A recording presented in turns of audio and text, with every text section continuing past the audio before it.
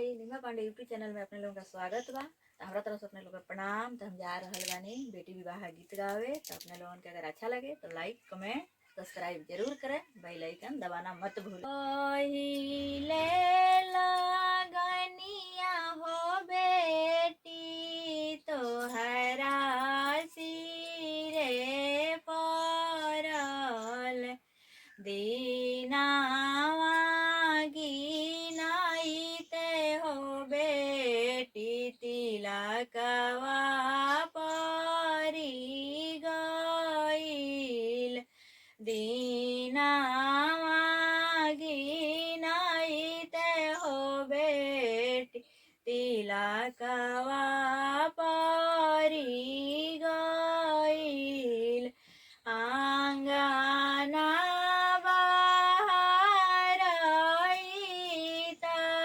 cherry Lauriya हमारो